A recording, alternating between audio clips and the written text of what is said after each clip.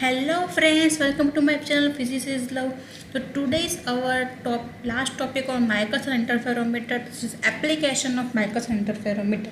ठीक है, क्योंकि अगर इंटरफेरोमीटर हम पढ़ रहे हैं तो भी उसकी एप्लीकेशन भी पता होनी चाहिए हमें क्या क्या एप्लीकेशन होती है, हम क्यों पढ़ रहे हैं ये सब। ठीक है, उसकी प्रैक्टिकल एप्लीकेशन क्या है वो हमें पता होनी चाहिए। तो इसकी टोटल 4 एप्लीकेशंस है। फर्स्ट है wavelength of a given monochromatic light. कोई भी मोनोक्रोमेटिक लाइट हो तो उसकी अगर हमें वेवलेंथ फाइंड करनी है और वेवलेंथ से हम फ्रीक्वेंसी फाइंड कर सकते हैं। Okay, this is the first application of the Michelson interferometer, wavelength of a given monochromatic light. Second one is the difference between two neighboring wavelength और resolution of spectral lines. अभी देखो इसमें क्या होगा कि सपोज कोई वेवलेंथ है, ठीक है, 2 वेवलेंथ है λ1 और λ2, 2 वेवलेंथ लेकिन एकदम नज़दीक वाली है। सपोज एक है वो 5869 है और एक है वो 586 सपोज 4 है। ओके, मतलब कि उसमें कितना डिफरेंस हुआ, 5 का डिफरेंस हुआ। तो सिर्फ 5 नैनोमीटर का जो डिफरेंस है उसको अगर हमें डिस्टिंग्विश करना है तो वो उसका जो डिफरेंस है, दोनों नेबरिंग वेवलेंथ है उसका अगर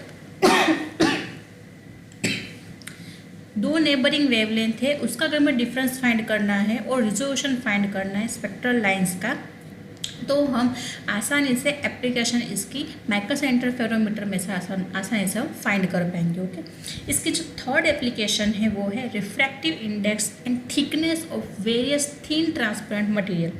अभी हमने जैसे माइकल्सन इंटरफेरोमीटर पूरा पढ़ा है, और हाँ, अगर आप लोगों ने ये मेरे वीडियो आगे वाले नहीं देखे माइकल्सन इंटरफेरोमीटर वाले तो प्लीज़ जाके देख लीजिए ताकि थोड़ा सा क्लियर हो जाए आपके माइंड में कि एक्चुअली माइकल्सन इंटरफेरोमीटर होता क्या है और उसकी एप्लीकेशन जो पढ़ रहे हैं तो इसको वहाँ पता होना आपको चाहिए। ओके, अभी ये जो माइकल्सन इंटरफेरोमीटर है इसमें हमने क्या किया था, थोड़ा सा मैं शॉर्ट डिस्कशन आपको करवा देती हूँ कि सपोज़ यहाँ पे कोई सोर्स है, ठीक है, यहाँ से बीम पास हो रही है और यहाँ पे बीम स्प्लिटर रखा हुआ है, यहाँ पे कंपेंसेटर रखा हुआ है, यहाँ M1 मिरर, यहाँ M2 मिरर और यहाँ पे सामने होगा हमारे टेलीस्कोप। ओके, यहाँ से हम देखेंगे। अभी यहाँ पे बोला क्या है, refractive index and thickness of various thin transparent material. मतलब कि यहाँ पे क्या रखेंगे, हम कोई भी एक थिन ट्रांसपेरेंट मटेरियल रखेंगे जिसकी हमें वेवलेंथ जिसका हमें रिफ्रैक्टिव इंडेक्स फाइंड करना हो, जिसकी थिकनेस फाइंड करना हो। ये बहुत मोटी ट्रांसपेरेंट शीट नहीं होती है, ट्रांसपेरेंट शीट जो होती है एकदम थिन होगी, ठीक है, एकदम ही थिन होती है और जिसकी रिफ्रैक्टिव इंडेक्स और थिकनेस हम आसानी से फाइंड कर पाएंगे। ओके, तो ये उसकी हो गई थर्ड एप्लीकेशन। जो फोर्थ एप्लीकेशन है वो स्टैंडर्ड डाइजेक्शन ऑफ अ मीटर। ओके, तो ये हो गई हमारी फोर्थ एप्लीकेशन। अभी एक एक करके सबको हम पढ़ लेते हैं। फर्स्ट है मेजरमेंट ऑफ वेवलेंथ। जैसे मैंने बताया कि मेजरमेंट हम कैसे फाइंड कर पाएंगे, तो जो कोई भी वेवलेंथ है, ठीक है, लाइट जो सोर्स जो पड़ रहा है उसकी जो लाइट है वो किस टाइप की है, उसकी फ्रिंजेस कैसे बन रही है, और उसमें अगर हम M1 मिरर है, अगर हम अप डाउन करें तो अप डाउन करने पे कितनी फ्रिंजेस अंदर आ रही है, कितनी फ्रिंजेस बाहर जा रही है, उसके हिसाब से अगर इक्वेशन में रख दें तो हम आसानी से इसकी वेवलेंथ फाइंड कर पाएंगे। अभी कैसे कर पाएंगे हम देखते हैं। तो फर्स्ट ऑफ ऑल तो हमें क्या करना पड़ेगा, तो माइकल्सन इंटरफेरोमीटर का यूज़ करके हमें वेवलेंथ फाइंड करने की इसकी मोनोक्रोमेटिक लाइट की। ओके, तो यहाँ पे एक्चुअल में क्या होगा कि अगर if mirrors M1 and M2 are exactly perpendicular, और आपको पता है अगर एग्जैक्टली परपेंडिकुलर हो तो क्या होगा, सर्कुलर फ्रिंजेस मिलेगी हमें। ओके, तो सर्कुलर फ्रिंजेस हमें मिलती है। अगर हम वो सर्कुलर फ्रिंजेस मिलती है M1 और M2 दोनों परपेंडिकुलर है, उसमें से जो M1 है वो हम अगर फॉरवर्ड और बैकवर्ड करें, मतलब इसका मीनिंग क्या हुआ, अगर हम उसको आगे पीछे करेंगे तो उसकी जो फ्रिंजेस है वो क्या होगी, अपीयर होगी धीरे धीरे, और मतलब कि अपीयर होगी या तो फिर डिसअपीयर होगी। ठीक है, फॉरवर्ड करें और बैकवर्ड करें उसके हिसाब से हमें अपीयर और डिसअपीयर फ्रिंजेस होगी। अभी नाउ ये केस में क्या होगा कि अगर हम M1 को थोड़ा सा मूव करवाए, सपोज D डिस्टेंस पे मूव करवाते हैं और अगर हमें थोड़ी सी नंबर ऑफ फ्रिंजेस है वो डिसअपीयर हुई, बराबर, और हमने जो काउंट किया हमें धीरे धीरे डिसअपीयर हो रही है, मतलब क्या हो रहा है, ये जो फ्रिंजिस है, देखो सपोज ये फ्रिंजिस है हमारी, ओके, तो ये फ्रिंजिस है वो डिसअपियर हुई, इसका मीनिंग क्या है, ये अंदर की साइड जा रही है, ओके, धीरे धीरे अंदर की साइड जा रही है। जो अंदर की साइड जा रही है उसको भी हम काउंट कर पाएंगे, बाहर की साइड आ रही हो उसको भी हम काउंट कर पाएंगे। तो सपोज ये अगर हम कोई एक जगह पे उसको मूव करवाए, या तो वो फॉरवर्ड या तो बैकवर्ड, तो वो धीरे धीरे डिसअपियर होना स्टार्ट हो रही है, डिसअपियर होना स्टार्ट हो, धीरे धीरे काउंट कर रहे हैं, तो कितनी जो फ्रिंचेस है वो डिसअपियर हो रही है। तो suppose let's say that D1 है वो हमारी इनिशियल थिकनेस है of the air film between M1 and M2 for bright fringe of order M1 and D2 है वो जो फाइनल थिकनेस है, ठीक है। इसका मीनिंग क्या हुआ कि मैं थोड़ा सा आपको यहाँ पे बता देती हूँ, ठीक है। तो सपोज कोई long distance D and number of French disappear at the centre is counted, तो ये मैंने आपको बताया कि धीरे धीरे वो सेंटर से डिसअपियर होना स्टार्ट हो रही है। तो अभी हमारा जो ये इक्वेशन है ये रहा 2D1 is equal to M1 lambda और 2D2 is equal to MN lambda. अभी इसका मीनिंग क्या हुआ कि अभी ये जो सोर्स है यहाँ से लाइट आ रही है, ये हमारा बीम स्प्लिटर है, ये हमारा कंपेंसेटर है, ये हमारी M1 मिरर, ये M2 मिरर और ये जो हमारा टेलीस्कोप जहाँ से हम देख रहे हैं, ठीक है। और नीचे हमें क्या मिलेगा, फ्रिंजेस मिलेगी। अब ये जो पूरा सेटअप है इसमें क्या होगा कि सपोज हमारा जो इनिशियल डिस्टेंस है ये हम इसको मान लेते हैं कि D, कि ये जो M1 है और यहाँ हमारा M2 है, तो M1 और M2 दोनों के बीच में सपोज हमारा डिस्टेंस D1 है, ठीक है, D1 डिस्टेंस है। और इसमें M1 जितनी उसमें फ्रिंजेस है, ठीक है, हमें जो दिखाई दे रही है वो M1 फ्रिंजेस है, जिसमें लैम्डा है वो हमारा मोनोक्रोमेटिक लाइट का ही वेवलेंथ है जो हमें फाइंड करनी है। अभी जो D2 है वो फाइनल थिकनेस है, मतलब कि हम इसको शिफ्ट कर रहे हैं फॉरवर्ड और बैकवर्ड। M1 को हम शिफ्ट कर रहे हैं फॉरवर्ड और बैकवर्ड, ओके। तो जो शिफ्ट करेंगे उसके हिसाब से हमें फाइनल थिकनेस मिलेगी। तो जितना शिफ्ट किया, सपोज हमने इतना शिफ्ट किया, ठीक है, सपोज 0.1 सेंटीमीटर जितना हमने शिफ्ट किया, तो जो शिफ्ट किया है कितने डिस्टेंस हमने शिफ्ट किया है, फाइनल डिस्टेंस कितना हुआ, तो क्या कैसे वो हम किस में लिखेंगे, D2 में, ओके। तो हमें फाइनल कितनी जो मतलब कितनी ब्राइट फ्रिंज मिली, कौन से ऑर्डर की ब्राइट फ्रिंज मिली, वो हम क्या लिखेंगे, MN में।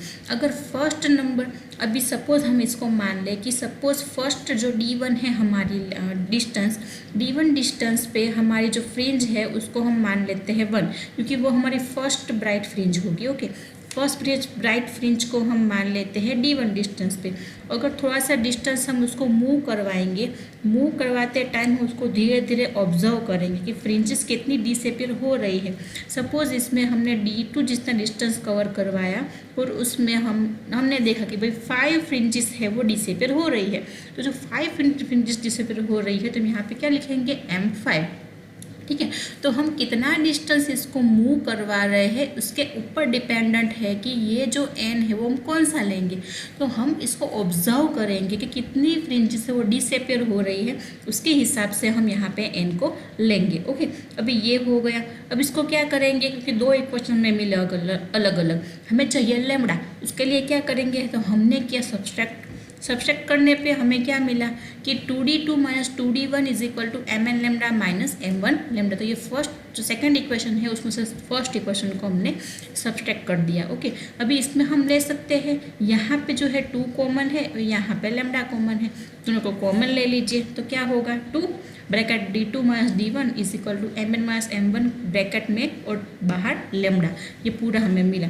अभी इसमें आगे क्या कर सकते हैं, अभी इसको थोड़ा सा मॉडिफाई किया है, कैसे कि D2 माइनस D1 है उसको ले लिया है D, स्मॉल d, और जो MN माइनस M1 है उसको ले लिया है कैपिटल N, क्योंकि ये दोनों कांस्टेंट है, ठीक है। उसको मैं अभी इतना कुछ ज़रूरी लेने का ज़रूरत नहीं है। उसको सिर्फ उसको सिंपल जनरल फॉर्म में लाने के लिए उसको थोड़ा सा सिंप्लीफाई मोड में लेके आए हैं।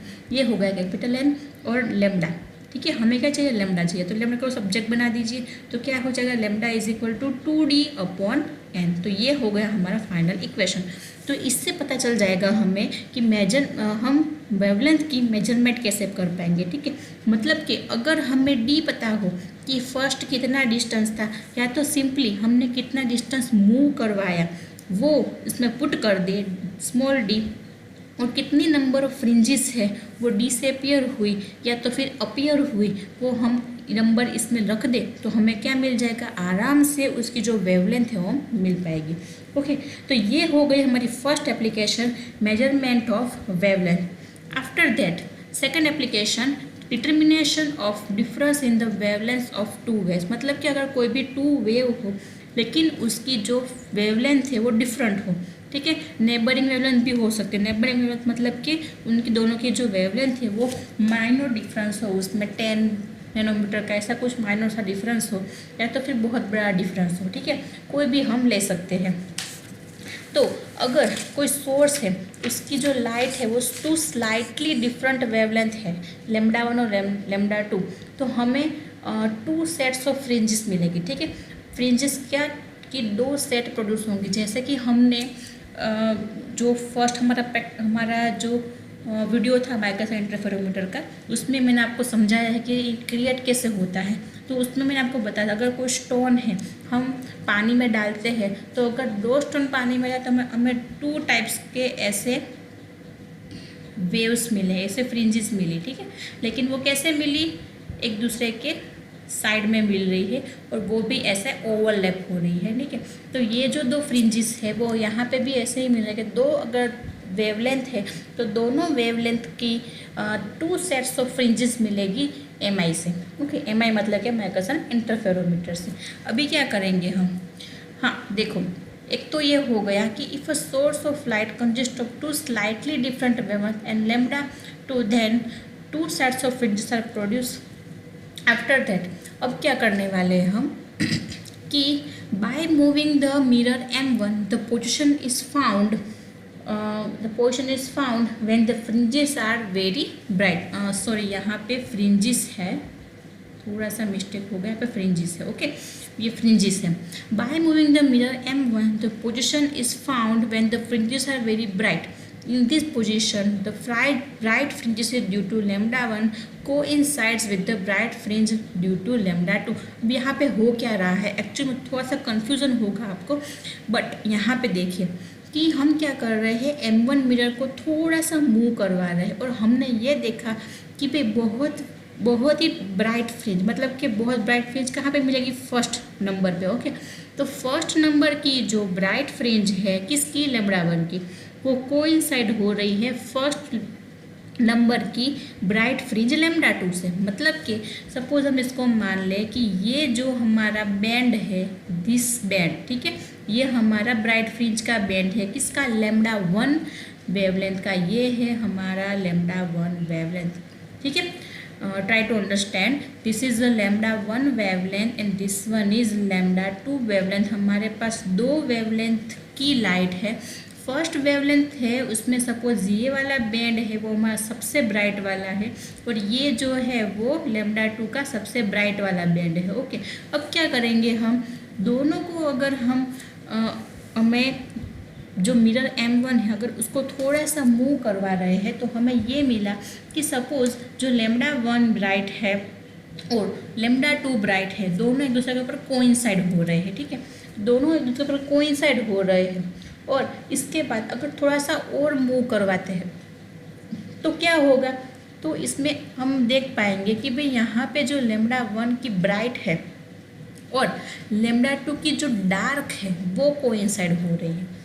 ओके, मतलब कि इसमें क्या होगा कि हमें कोई भी फ्रिंज दिखाई नहीं देगा, कि ये दोनों क्या होगा कि कंस्ट्रक्टिव इंटरफेरेंस और डिस्ट्रक्टिव इंटरफेरेंस दोनों का कॉम्बिनेशन होके, मतलब कि इन शॉर्ट क्या होगा कि दोनों का एक का ब्राइट और एक का डार्क, मतलब कि हमें कोई भी फ्रिंजेस नहीं मिलने वाली है।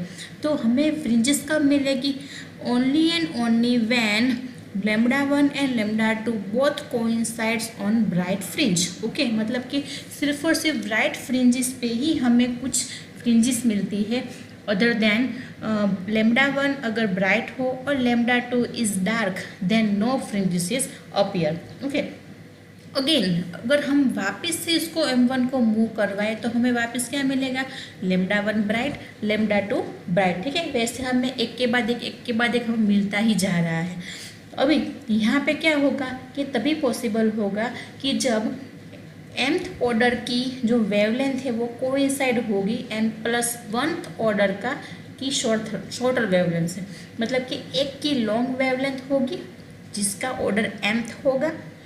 ठीक है, क्या होगा, ऑर्डर mth ऑर्डर होगा। जो सेकंड होगा जिसकी वेवलेंथ है वो शॉर्ट होगी जिसका m+1 ऑर्डर होगा। ओके, तो यहाँ पे 2 टाइप्स ऑफ वेवलेंथ है हमारे पास, एक है शॉर्टर वेवलेंथ, एक है लॉन्गर वेवलेंथ। तो अगर दोनों कोइंसाइड हो रहे हैं तो यहाँ पे m नंबर के ऑर्डर की और m+1 नंबर के ऑर्डर की, दोनों ऑर्डर की हमें जो वेवलेंथ है वो कोइंसाइड हो रही है। तो अगर हम ये मान लें कि m1 एंड m2 है वो order of the fringe at the centre when the mirror m1 is moved for distance d। Suppose 2 consecutive position पे हमें मिल रहा है। ठीक है, दोनों कंसिक्यूटिव पोजीशन पे हमें m1 को थोड़ा सा मूव करवाया और d डिस्टेंस पे हमें कुछ पोजीशन में मिल रही है फ्रिंजेस, तो हमें क्या इक्वेशन मिलेगा, तो हाँ, तो हमें कुछ ऐसा मिलेगा कि 2d is equal to m lambda और m2 लेमडा और m1 लेमडा दोनों मिल सकता है। मतलब कि अगर हम सपोज फर्स्ट जो हमारा वेवलेंथ की लाइट है उसकी बात करें तो हम सिर्फ इसको ले सकते हैं। ठीक है, सिर्फ हम ऐसे ले पाएंगे कि 2d is equal to m1 lambda 1। और अगर हम सेकंड की बात करें तो हम ऐसा लिख सकते हैं 2d is equal to m2 lambda 2। Okay, तो ये हमारा इक्वेशन हो गया। अभी क्या होगा आगे कि अगर हम ऐसा लें कि सपोज अभी हमें ऐसा तो रहना पड़ेगा कि दोनों में से कोई एक वेवलेंथ तो बड़ी होगी। ठीक है, ये हमने क्या बोला कि हमारे पास एक शॉर्ट वेवलेंथ है, एक लॉन्ग वेवलेंथ है, तो कोई भी एक को शॉर्ट लॉन्ग तो रहना पड़ेगा। तो लेट्स से दैट कि हमारी जो फर्स्ट वेवलेंथ है λ1 वो ग्रेटर है। ठीक है, तो हमें यहाँ पे ऐसा ले सकते हैं कि λ1 इज ग्रेटर देन λ2। ठीक है, तो सपोज दैट λ1 हमारी बड़ी है। ठीक है, so next let's say that λ1 हमारी बड़ी है तो क्या होगा। और दूसरी बात क्या मैंने बोली कि लॉन्गर वेवलेंथ है, अगर उसकी nth नंबर की फ्रिंज है तो शॉर्टर वेवलेंथ की कौन सी होगी, m+1 नंबर की फ्रिंज। तो हम ऐसा कुछ लिख सकते हैं कि m2 is equal to m1+1। Okay, अभी यही जो इक्वेशन हमने मिला वो हम ऊपर पुट करें m2 की जगह पे, तो क्या मिलेगा, m2 की जगह पे पुट कर दीजिए m1+1, तो हमें मिल जाएगा m1 λ1 इज इक्वल टू, कैसे मिला देखो, ये जो है हमारा m1 λ1, तो ये m1 λ1 है वो तो रहने दिया और m2 की जगह पे रख दिया m1+1 इंटू λ2। अभी m1 λ1 तो रह गया, m1 λ2 है वो इस साइड लेके आए, माइनस हो गया, इज इक्वल टू λ2। ओके, अभी यहाँ पर आगे क्या करेंगे, तो यहाँ दोनों देख सकते हैं आप, यहाँ m1 है यहाँ भी m1 है, दोनों m1 है तो दोनों को कॉमन ले लीजिए तो हो जाएगा λ1 माइनस λ2 इज इक्वल टू, ये तो है ही λ2 और λ1 माइनस λ2 को हम डिवाइड में ले लेते हैं, तो ये हमारी इक्वेशन हो गया सिर्फ m1 के लिए। ठीक है, और ये जो m1 का इक्वेशन है अगर हम यहाँ पे पुट कर दें, क्योंकि हमें चाहिए क्या एक्चुअल में, हमें क्या चाहिए एक्चुअल में, तो दोनों जो वेवलेंथ है उसका डिफरेंस चाहिए, मतलब कि हमें क्या चाहिए λ1 माइनस λ2 चाहिए। ठीक है, तो उसमें डिस्टेंस होना ज़रूरी है क्योंकि हमें कितना डिस्टेंस वेरी किया है वो पता नहीं है, तो उसमें वो इंक्लूड होना चाहिए। तो क्या करेंगे, हम m1 को यहाँ पुट कर देंगे तो हमें क्या मिलेगा कि 2d इज इक्वल टू, अभी थोड़ा सा ध्यान से देखिए यहाँ पे, 2d इज इक्वल टू ये m1 है उसकी जगह पे हमने रखा है λ2 अपॉन λ1 माइनस λ2, तो ये हो गया,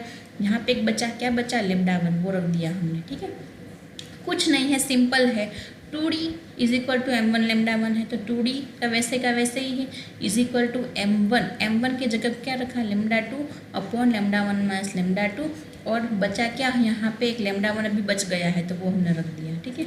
और हमें डिफरेंस चाहिए, इसके लिए हमने क्या किया, लैम्डा 1 माइनस लैम्डा 2 को हमने इसको सब्जेक्ट बना दिया, यहाँ पे छोड़ दिया और 2d को डिवाइड में ले लिया। यहाँ आप ऐसा बोल सकते हो कि अगर लैम्डा दोनों सेम हो, ठीक है, या तो फिर ऐसा बोलिए कि लैम्डा 1 माइनस लैम्डा 2 का डिफरेंस लेना है तो इसको ऐसा लिख सकते हैं डेल्टा लैम्डा, ठीक है। और अगर दोनों सेम हो तो lambda square upon 2d simply, ठीक है। तो ये हो गया हमारा क्या, अगर दो नेबरिंग फ्रिंजेस दो नेबरिंग वेवलेंथ की लाइट है उसका अगर हमें फाइंड करना है तो हम इसको ऐसे फाइंड कर पाएंगे, okay. After that thickness of thin transparent sheet, अगर हम माइक्रोस इंटरफेरोमीटर के अंदर रख दे कोई थिन ट्रांसपेरेंट शीट तो क्या होगा, तो लेट्स से दैट कोई टी थिकनेस की शीट रख रहे हैं हम, ठीक है। लेट्स से दैट कोई ट्रांसपेरेंट शीट है टी थिकनेस की जिसके रिफ्रैक्टिव इंडेक्स म्यू है, is inserted in the path of one of the beam in microscope interferometer. Due to this the optical path of that beam increases and instead of t now it will become mu t. ये mu क्या हमारा refractive index है, T हमारी thickness है, okay. तो यहाँ पे जो ट्रांसपेरेंट शीट है रिफ्रैक्टिव इंडेक्स और थिकनेस दोनों का मल्टीप्लिकेशन करके हमें क्या मिला, ऑप्टिकल पाथ मिला, ओके। आफ्टर दैट अब क्या करेंगे, the increase in the optical path is now mu T minus T. अब क्या किया, जो फाइनल हमें म्यू टी मिला और इनिशियल जो विथाउट रिफ्रैक्टिव इंडेक्स मतलब कि जिसका मतलब कि उसमें कोई म्यू हमने जो रिफ्रैक्टिव इंडेक्स को इंसर्ट किया था, जो पाथ के अकॉर्डिंग वो जा रहा था, वो इनिशियल वाला हमने माइनस कर दिया तो क्या मिला हमें, म्यू -1 इंटू डी, टी को कॉमन निकाल दिया। फिर क्या मिला हमें, अभी यहाँ पे ऐसा हो रहा है कि दो पी बीम पास हो रही है, since the beam passes through the ship twice the extra path between two beams is 2 mu -1 into T. तो ट्वाइस बार मतलब कि हमने जैसे इंटरफेरोमीटर में देखा कि ये ऐसे जा रहा है और उसी जगह से वापस आ रहा है, ठीक है, मतलब ये रिफ्लेक्ट हो रहा है। रिफ्लेक्ट हुआ मतलब कि वो एक ही पाथ पे 2 बार आया, ठीक है, तो ये 2 टाइम्स हो गया और हमारे पास एम लैम्डा तो था ही हमारा पहले का। अभी इसमें हमने क्या किया, तो थिकनेस को हम सब्जेक्ट बना देते हैं, ठीक है। तो हमें क्या मिलेगा, थिकनेस को सब्जेक्ट बना दिया तो क्या मिलेगा, एम लैम्डा अपॉन 2 म्यू -1। तो यहाँ पे हम मोनोक्रोमेटिक लाइट को यूज़ नहीं कर पाएंगे कि मोनोक्रोमेटिक लाइट क्या होगा, वो सडन शिफ्ट करवाता है, ठीक है। हमें क्या चाहिए एक्चुअल में कि हमें उसको धीरे धीरे काउंट करना है, तो हमें काउंटेबल के लिए पॉसिबल नहीं होगा। इसको काउंट करने के लिए क्या लेंगे, हम वाइट लाइट सोर्स लेंगे, ठीक है। तो मोनोक्रोमेटिक लाइट में थोड़ा सा डिफ़िकल्ट रहेगा थिकनेस फाइंड करने के लिए, इसीलिए हम इसमें क्या यूज़ करने वाले हैं, वाइट लाइट सोर्स, ठीक है। और last but not least 4th number की एप्लीकेशन है determination of refractive index of gases. अगर हमें फाइंड करनी है गैस की रिफ्रैक्टिव इंडेक्स तो कैसे फाइंड करते हैं, so when a tube of length L containing a gas off refractive index mu is, sorry यहाँ पे न्यू नहीं है, ये हमारा म्यू है, ओके।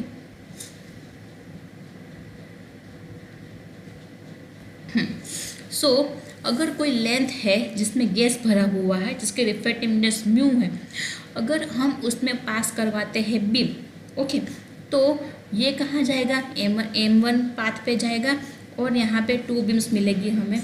कैसे मिलेगा, तो if M fringes crosses the centre of the field of view then हमें कुछ ऐसा मिलेगा, 2 times mu -1 into T is equal to, ये तो हमारे पास ऑलरेडी था, ठीक है। इसमें हमें एक्चुअल में हमें पहले फाइंड किया था थिकनेस, अभी हम फाइंड कर रहे हैं रिफ्रैक्टिव इंडेक्स, तो सिंपली वो इक्वेशन था उसमें ही करेक्शन कर देना है कि ये हमारा जो म्यू है उसको सब्जेक्ट बना दीजिए, तब का काम हो जाएगा, तो फाइनल इक्वेशन आपको आराम से मिल जाएगा, ओके, दैट्स इट। तो यहाँ पे एप्लीकेशन हमारी ख़त्म होती है। ये बहुत इजी टॉपिक है वैसे तो, इसके आगे हम और टॉपिक लेने वाले हैं इंटरफेरेंस के ऊपर, क्योंकि ये तो हमने एक इंटरफेरोमीटर देखा, ऐसे और फिर इंटरफेरोमीटर भी है जो हम आगे देखने वाले हैं, okay. So thank you very much videos को देखने के लिए। अगर इसमें कुछ भी डाउट हो तो प्लीज़ कमेंट सेक्शन में कमेंट ज़रूर करिएगा और मेरे चैनल को लाइक और सब्सक्राइब करना बिल्कुल मत भूलिए। तो thank you very much. Stay safe, stay home.